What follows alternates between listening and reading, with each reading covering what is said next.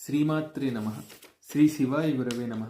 సౌందర్య లహరిలోని 84వ శ్లోకంలో ఆదిశంకర భగవత్పాదుల వారు అమ్మవారి చరణ వైభవాన్ని కీర్తిస్తున్నారు. శృతీనాం మూర్ధానో దధతి తవయౌ శేఖరతయ మమాప్యేతౌ మాతశిరసి దయయా ధేహి చరణౌ యయోపాద్యం పాదః పశుపతి జటాజూట తటిని యయోర్లాక్షాలక్ష్మి అరుణహరి చూడామణి రుచి. అమ్మా జగన్మాత, 4 వేదములు తమ శిరమునందు నీ పాదములు ధరించి ఉన్నవి. వేదముల శిరము అంటే వేదాంతం. వేదాంతం అనగా ఉపనిషత్తు. అంటే ఉపనిషత్తుల యందు ప్రతిపాదింపబడు తత్వానివి నీవు.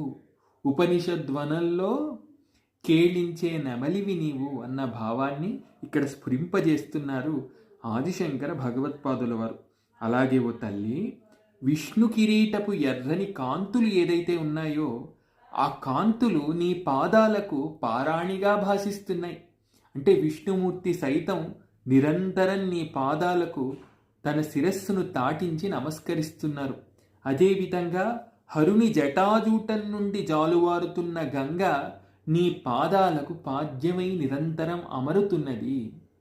హరిహరులకు సైతం మూలమైన పరాతత్వానివమ్మ నీవు అని శ్లోకిస్తున్నారు ఆదిశంకర భగవత్పాదుల వారు.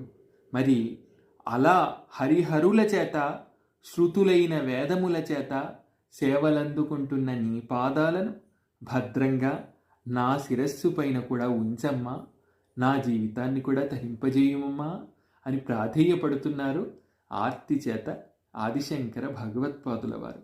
శ్రీమాత్రే నమః. శ్రీ శివాయ గురవే నమః.